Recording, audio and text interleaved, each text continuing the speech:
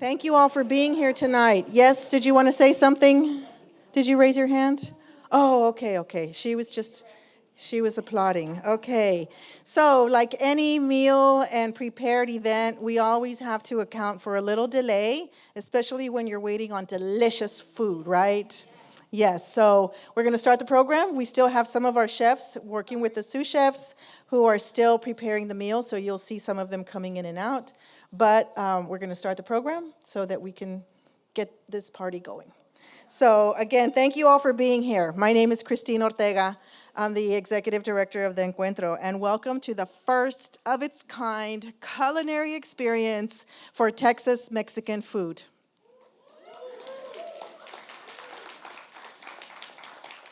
So one of the reasons that we chose Houston was because it has such a big international reputation, right? Houston is known for its hospitality. It's known for making big welcomes, and this is definitely known as a food city. So this was the right place for us to launch the first year of the Encuentro. And, you know, Houston has had a very rich history of life on the water, on the land, and a very strong connection to food in a unique way. And so one of the things that we should really be mindful of is that other people have been here before us, right? It doesn't matter when we got here, other people have been here before us. And so what I would like to do is to acknowledge that we are gathered right now, right here, on the traditional homelands of the Atacapa, Ixac, Acoquisa, Cado, Coahuiltecan, and Comanche people, and all of their relations and the trading partners who visited here, including us tonight. So to open the Encuentro for me, I wanted to acknowledge some of our advisors who are here in the audience. I think if you're here, our advisors, could you please stand? I think Letty is here. Some other, who is here? Yes, Rachel is here. Dr. Richard Jimenez is here. Elmer Rogers could not be here tonight, but she wanted to, but family first. So we're happy that she's with family, but she's with us in spirit. And I think is Frances here from the East End Chamber? She's not here with us. Maybe she'll join us tomorrow. And who else? There was Susan Christian was also here, so she's another of our advisors. And we want to acknowledge them because without their lay of the land, knowing the lay of the land, we wouldn't be able to make it tonight. So one of the advisors is somebody you may already know. If you're from Houston, you either know this gentleman or you know about this gentleman. Beto Cárdenas, he served as the general counsel in the 109th and 110th Congress, state legislature to Senator Kay Bailey Hutchison. Also, he was the advisor for her judicial appointments and legal affairs and legislative matters. Before joining Senator Hutchison's senior staff, Beto was employed by Texas Tech University System. Texas Tech's one of our sponsors. Thank you very much. He was also a counselor to the chancellor and director of federal relations at Texas Tech. So one of the things that Beto's very proud of, and we know him for, is he has a passion for Houston. He dedicates a lot of his time to providing high-quality legal representation to nonprofits, to civic and cultural organizations, and of course, just poverty-stricken individuals. So we're very happy to have him here. He's also been a member of the Houston Parks Board, Texas Tech University School of Law Foundation, the Houston Botanical Garden, and he previously served as the director of the Houston Food Bank. He now serves as chairman of the Harris County Housing Authority, ushering in a change in administration leadership, accountability measures, and reforms in ethics and policies and procedures. So we're so honored to have Beto here today, and I'm going to ask him to help me with our program. Beto. Okay, the mayor's gone. We can actually be louder than that. Just kidding. Behave yourselves, right? Thank you, Chris, for the introduction. I crack up because I went to Catholic school for 10 years. And this time of year, by the time I got to 8th grade, the nuns were ready to push me out. So if the nuns could be here tonight, they'd be like, wow, this guy made it somewhere. No, I'm kidding around. It's a joy to be here. It's a joy to have everybody here. Obviously, it was an awesome opportunity to have Mayor Turner with us. And I do want to acknowledge just a couple of people who still are here or who may be outside, maybe getting the awesome drink, which I had. Councilmember Robert Gallegos, making certain that the fire codes are adhered to. Fire Chief Sam Pena. We didn't go over our allotment in terms of people here. Former council member, my friend, Gracie Sines. And more importantly, want to just thank, as was done previously, the sponsors, Humanities Texas, Susan Christian, Mayor Turner at the City of Houston, my friend Lisa Helfman over at HEB, the place where we are today, Mecca, the multicultural education and counseling through Arts Center here. It is an awesome place, and I encourage everybody to stick around, tour around, and the like. My family, which some of whom you'll meet tomorrow, we're here every weekend because our Catholic parishes are actually equidistant, one right across the street and the other on the other side of the highway.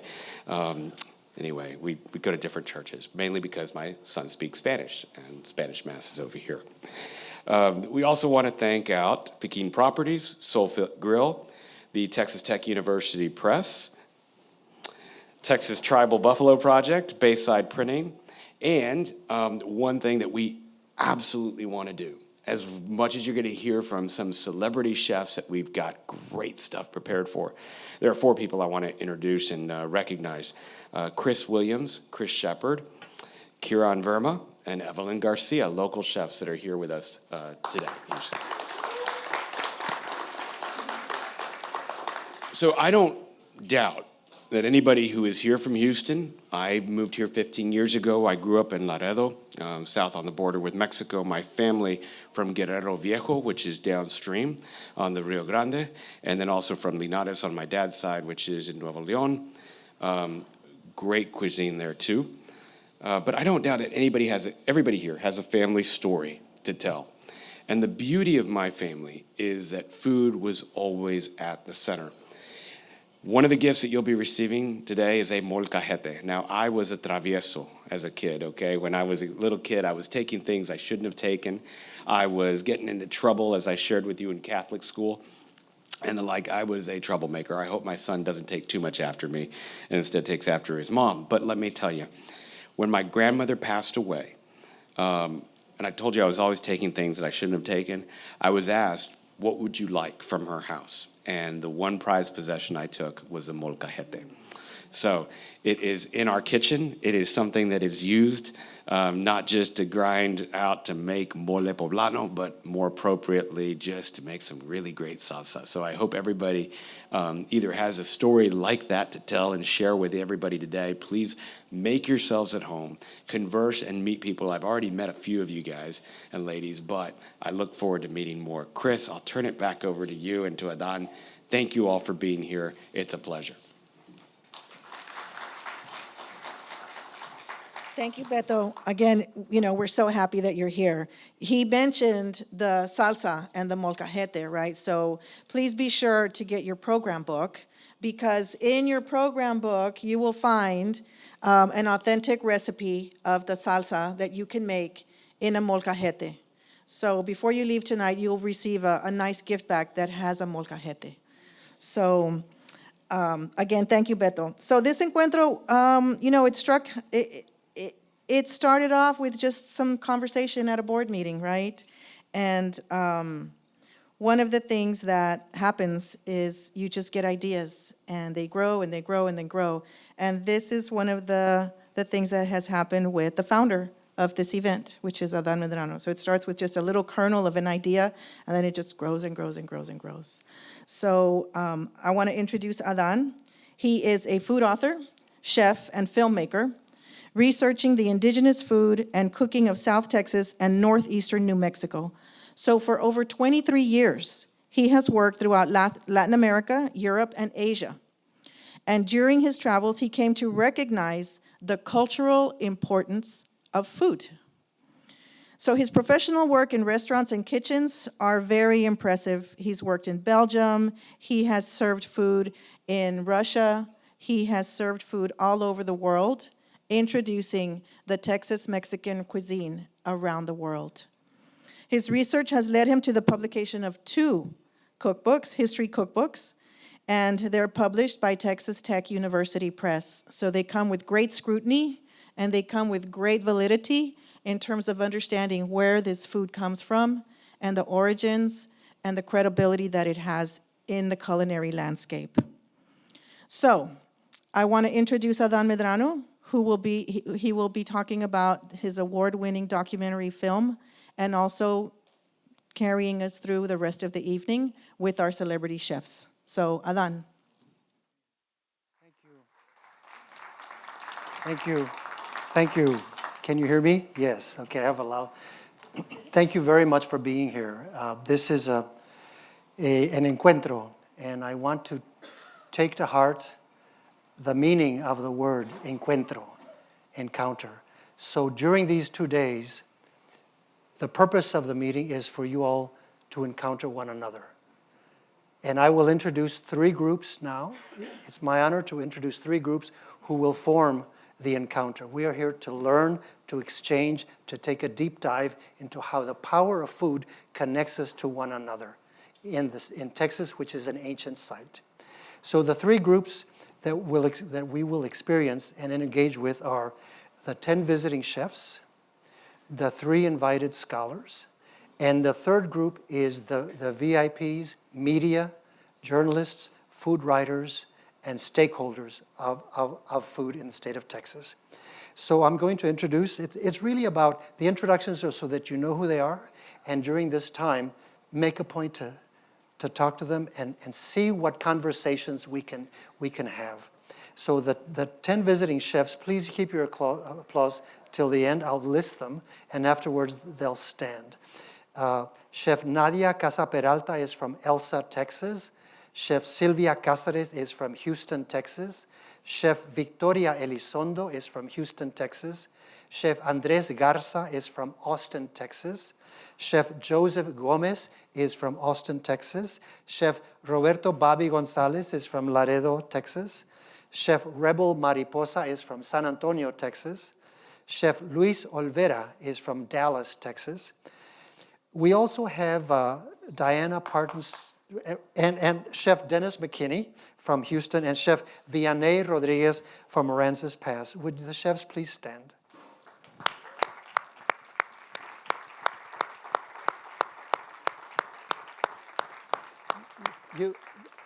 We all curated. I did mention Chef Dennis McKinney, who will be cooking a caro dish, and it will be the first time that he cooks it because our caro representative, her daughter fell very seriously ill and could not come. So we'll tell that story tomorrow. The second group that makes up the Encuentro is a group of 3 that I really want you to know. Keep in mind, this is the first time that chefs are asked to tell their story about this food, which they know best, with scholars who study this. Dr. Leslie Bush is, and you can stand after I introduce all 3 of you. Dr. Leslie Bush is a paleo-ethnobotanist from Manchaca, Texas, near Austin. Dr. Mario Montaño is an anthropologist from Colorado College, Colorado Springs. And Dr. Liliana Patricia Saldaña is a Mexican-American Studies professor at the University of Texas in San Antonio. Would you please stand and receive applause? And thank you so much for coming. You are going to hear much from each of them. I'll just go through the process of these 2 days. What we're going to do first is we have 3 showcases. One tonight, dinner, another one tomorrow, breakfast, which is at 8 o'clock. So don't eat breakfast. Come here and have the breakfast at 8 o'clock. We're going to start serving the breakfast at 8 o'clock. And the 3rd showcase is lunch. Each of these showcases has been curated to have a theme. Tonight's theme is nature, nurture. And there are these moments to every one of the showcases. The first thing is the scholar is going to present the larger background. Like the mayor said, the background. What is the depth of history behind this? And then after they finish, after the scholar finishes, then each of the chefs, tonight we have 4 who have cooked food for you, each of them is going to come up here and tell the story of the food. Native American practice is to connect the food to a person. Food connects people to people. The commodification of food has a downside to it. So they're going to tell their personal story. Storytelling to each other is very important. That's why we're calling it Encuentro. Each of the chefs is going to come up and talk about their dish.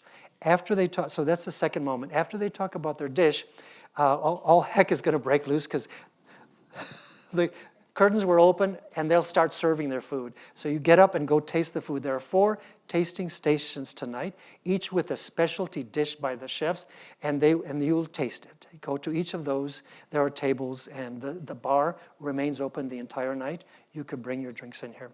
Then the last moment is the deep dive, and that's when the chefs return here, and the scholars are going to pose questions that they will answer.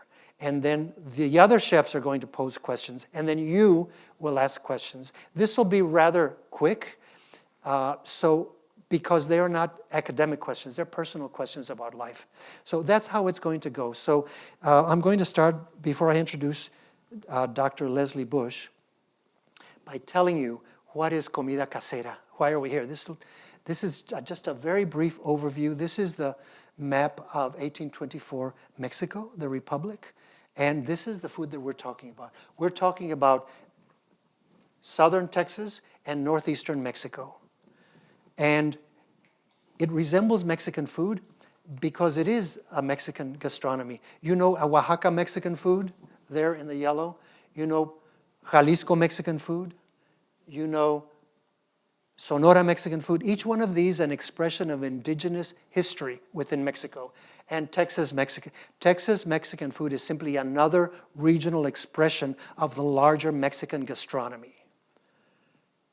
They resemble one another. We cook with chiles, with chocolate, because when Cabeza de Vaca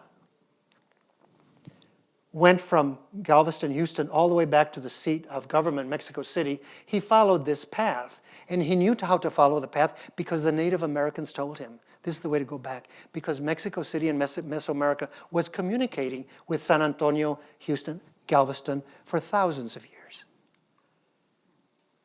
But we were erased by state decree. This is the Standing Committee on Indian Affairs in 1837, right after the Alamo, hands this report to then President Sam Houston, and they say, this is the Standing Committee on Indian Affairs. The people called Lipan, Carancawa, and Tonkawa, your committee considers as part of the Mexican nation and no longer to be considered as a different people from that nation. So from that point on, our Native American roots and our names get dissolved. And so we are Mexicans. But I am Coahuiltecan. I've been here. We'll be talking about that. And this is 3 regions of our region that we will taste in these 3 showcases. This is the central region. These are the names of the people in that region who live there. The Carancawas and others are from Corpus Christi. This is the names. The Spaniards wrote down the names. Some of them maybe are not accurate because they listened to it and they wrote as best they could. So we're very thankful to them.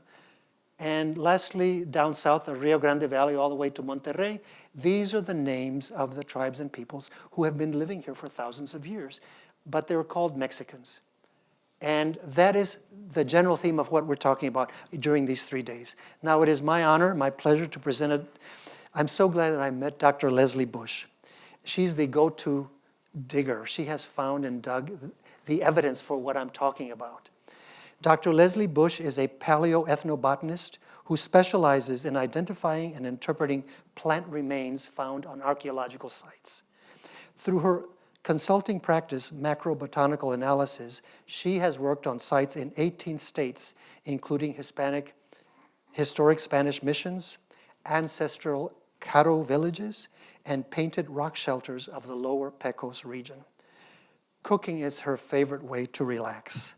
Whether making experimental dishes from wild plants or baking cornbread in the skillet she inherited from her grandmother. Leslie recently learned to make traditional pine needle baskets and hopes to incorporate more basketry into her food practices. So please welcome Dr. Leslie Bush. Thank you. Thank you. Great. Well, thank you for that introduction, and it is really an honor and a pleasure to be here for this inaugural Encuentro. So thank you, Adon, for inviting me. Thank you, Christine and organizers, for your wonderful work. But to the history. The history of cooking in the Texas-Mexican region extends at least 15,500 years, to a time when the climate and the plants and the animals were very different from today. The earliest evidence for indigenous foods right now, I checked this morning, comes from the people who hunted and gathered near what we now call the Galt site, which is north of Austin.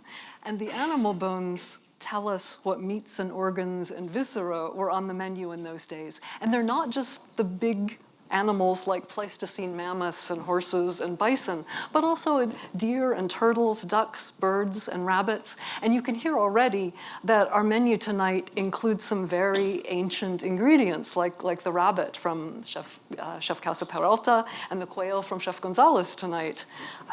On the plant side of the diet, archaeological preservation is generally against the plants. I mean, discarded plant parts turn to compost. But in protected shelters or when plants are burned to charcoal but not all the way to ash, we can see what plant foods indigenous ancestors were eating. Those very early plant foods were often small grains like amaranth that we'll taste tomorrow, and quinopod, which is a North American relative of quinoa. The insert there on the lower right shows some burned quinopod seeds from an archaeological site. They're fragmentary, they're missing their seed coats, but even whole, they're less than 1 millimeter in diameter. The first Americans were also using tobacco. One of the very first meals known to archaeologists on this continent is from 12,300 years ago in what is now Utah and the Utah desert, and what was then a marshy lake, where a small group of people chewed, maybe smoked tobacco, but certainly they used tobacco, and they cooked ducks that they had probably just taken from this lake and roasted them over a fire of willow branches. Around 8,300 years ago, we see a revolution in cooking. And this is a time when the climate has settled into modern patterns. And the revolution is when people incorporate earth oven cooking into their repertory. So shout out to the chefs. It's sometimes also, you'll hear it called pit hearth cooking. And pit cooking often uses rocks as heating elements. They absorb heat from the fire and then release it slowly over a period of 1 to 3 days or so on sort of the same principle as a modern crock pot. And you can see the advent of earth oven cooking in the deposits. Do I have, so sorry. Do I have I have a pointer. Down at the bottom layers here of Eagle Cave, which it's a rock shelter west of Del Rio. And the earliest levels with the small dots and the triangles are marking bones and stone tools. And the bones are bison bones down here. And the soils in those lower levels, I think you can see even here, that they're tan in color. They're not darkened by charcoal or decayed plant material like those middle and upper levels are. And the dark layers show that relatively sudden, fairly sudden, right through there. That's 8,300, right that line. Relatively sudden turn to earth oven cooking and in the region, and how that earth oven cooking persisted over the millennia. Through that, you can see the dark soil persisting through upper levels. There we go. Here's a modern hearth where lechuguilla hearts were cooked. We did this out at the Shumla campus in December of 2022. And to provide the moisture that you need in earth ovens, some kind of green, moist material is necessary. We use lechuguilla leaves because we were cooking lechuguilla hearts in the earth oven, and the green packing material surrounds the food, and it protects the food from the heating elements below and from the dirt that you put on top of the food. And again, we use the lechuguilla leaves, but prickly pear pads are one of the more common things people used in the past. Green grasses also work, grapevines, and so does wet canvas that you often see used in pit hearth cooking today. After the cooking is finished, 1 to 3 days later, the food is dug out and the rocks get piled up around the cooking hearth, and that makes it easy for archaeologists to notice. So, and another important thing to notice about this technique is that it's not a single person endeavor. It takes a community with different people having different roles. You need somebody to gather the rocks, somebody gathers the fuel wood, the plants, process the plants, gather the packing material, dig the pit, monitor the pit, plug any holes where moisture or heat might be leaking out. Somebody has to keep track of the children. It takes a village to do this kind of cooking. And all kinds of animals can be cooked in the earth ovens, as cows and pigs often are today. But a real critical advantage of earth oven cooking is really on the plant side. The long, slow cooking can turn plants that aren't really edible when they're raw or when they've just been quickly roasted. It turns them into edible, nutritious food for humans. And that's especially true for the underground plant organs or low to the ground plant organs like bulbs, tubers, leaf bases, agave hearts, and rhizomes. And these plant parts often have complex indigestible starches like inulins that are in raw onions that turn into more simple sweet carbohydrates when they've been cooked at low moist heat for 36 to 72 hours. So think about the difference between raw onions and caramelized onions. Most of us can eat a lot more of one of those than we can of the other, yeah. So the earth oven technology gave people access to a whole new suite of plant foods, again, especially those underground plant organs that store energy during dry seasons and cold seasons where there's not much else available on the land. The exact food being cooked in these earth ovens varies west to east over the Texas-Mexican region with the leaf bases, these hearts of agave and sotol. Oh, and also yucca stalks. Yucca stalks in the west. And then as you move into the more central plains-like region of the Texas-Mexican area, you see a lot of bulbs and tubers, things like gay feather corms, bulbs of camas, tubers of Indian breadroot, onion bulbs. And finally, in the east, aquatic tubers become more important because it's more wet in the east. And so here you see spatterdock rhizomes and wapato tubers. So, and the takeaway I think really here is that earth oven cooking is a widespread, ancient, and powerful tradition that continues today. Very little pottery was made in the Texas-Mexican region until colonial times. So the techniques that don't require pots for cooking are potentially legacy practices from very ancient times. Earth oven cooking is an obvious example. Oh, maybe less obvious is that tamales can be cooked in earth ovens, which is why they're on the slide. Sun drying is another example of an ancient technique. You know, meat cut thin and dried into jerky. Fruits like grapes can be dried whole. We'll have dried fruit tonight in Chef Gonzalez's dishes. Fruits were also ground into fruit paste and then dried and cut into fruit leather. Popping, like popcorn kernels, a very, very ancient technique. Small seeds with hard seed coats can be put into hot ashes and where they pop, and then a loosely woven basket can be used to sift the small kernels out of the ash. And using a metate, of course, or a mocajete, or a deep stone bedrock mortar to grind things into a paste or sauce is, of course, another ancient technique that we'll sample in the mesquite tamal from Chef Garza. The metate physically breaks up the mesquite pods and hard seeds of mesquite and other plants, and that breaking them up, breaking open that seed coat, makes the seed contents nutritionally available in the human gut, whereas a whole seed, unbroken, would just pass right through. So fermentation in stone mortars and roasting are other ancient cooking techniques that are attested archaeologically in our region. Diets in the past were almost certainly more seasonal than ours, and one good example comes from, of seasonal diet comes from Cabeza de Vaca, Alva Nunez Cabeza de Vaca, about, you've already heard once tonight, and I think you will hear again tomorrow. Anyway, he lived in the custody of indigenous people in South Texas for almost 7 years in the early 1500s. And according to him, The diet of the people he was with started in the coastal bays in the early spring with mushrooms, mussels, oysters, shrimp, and other shellfish, which Chef Rodriguez has prepared tonight. And this is followed by a few weeks of eating blackberries on the coast.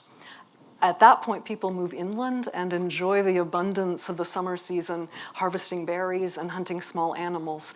They're not on the slide, but late in this season is when the grapes start to ripen, and we'll have the Caddo grape dumplings tomorrow morning at breakfast.